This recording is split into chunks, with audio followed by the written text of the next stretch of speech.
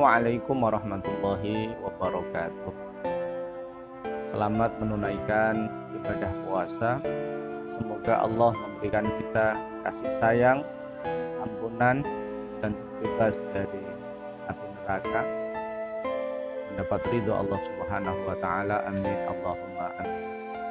Para pemirsa yang berbahagia,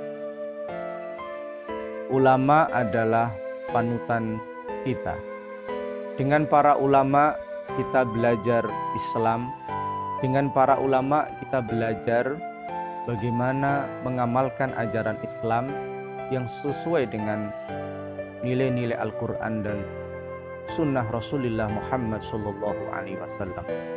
Para ulama adalah ahli waris para nabi yang mewarisi nabi tidak dalam konteks dunia, tetapi mewarisi nabi dalam konteks ilmu, dalam konteks mengajarkan ilmu kepada umat manusia, mengajarkan keteladanan kepada umat manusia, mengajarkan pentingnya berjuang untuk kemajuan umat manusia.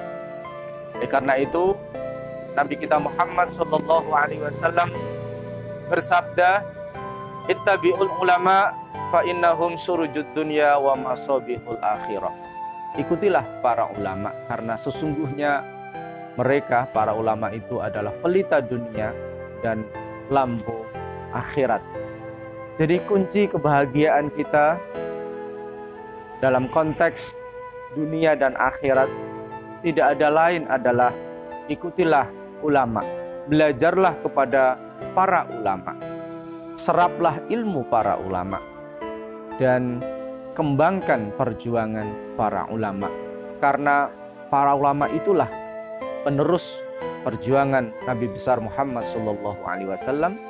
Jadi kalau kita ingin meneruskan perjuangan Nabi, maka teladanilah perjuangan para ulama, ambillah ilmu para ulama, dan selalu jadikan para ulama sebagai sumber inspirasi dan motivasi kita dalam berjuang li'i'la'i dinillah, untuk mengagungkan agama Allah. Para pemirsa yang berbahagia, siapa para ulama itu? Imam Ghazali di dalam kitabnya Ihya Ulumuddin menjelaskan, ulama itu ada dua.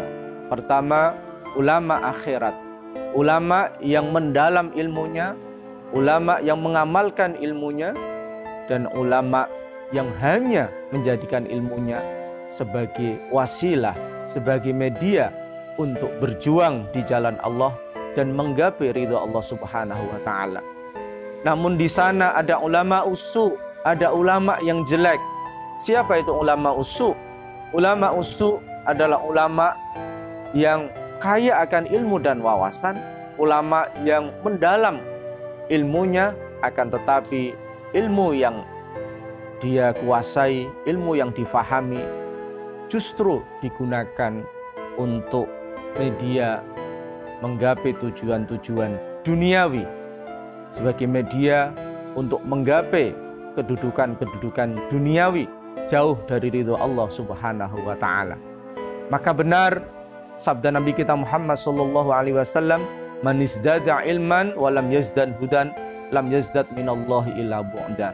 Orang yang tambah-tambah ilmunya tetapi tidak tambah-tambah mendapat hidayah petunjuk dari Allah Subhanahu wa Ta'ala, maka dia tidak semakin dekat dengan Allah, tetapi justru dia semakin jauh dari Allah, karena ilmu yang dia kuasai digunakan untuk membanggakan diri, untuk pamer kepada orang lain, untuk menumbuk kekayaan, dan untuk meraih jabatan duniawi yang jauh dari ridho Allah Subhanahu wa Ta'ala. Para pemirsa yang berbahagia, ikutilah ulama-ulama yang dalam firman Allah disebutkan dengan innama yakhsyallaha min ibadihil ulama. Ulama-ulama yang hanya takut kepada Allah Subhanahu wa Ta'ala. Ulama yang ilmunya hanya digunakan untuk menggapai ridho Allah Subhanahu wa Ta'ala, dan sama sekali tidak digunakan untuk meraih jabatan, untuk mengumpulkan dunia, dan untuk berbangga-banggaan dan bersombong-sombongan. Para pemirsa yang berbahagia, salah satu ulama yang layak dan patut kita teladani adalah Kiai Haji Abdullah Zain Salam, atau yang kita kenal, yang kita sapa dengan panggilan Mbah Dullah Salam. Banyak sekali keteladanan dari Mbah Dullah ini. Yang pertama, beliau adalah sosok yang mencintai ilmu.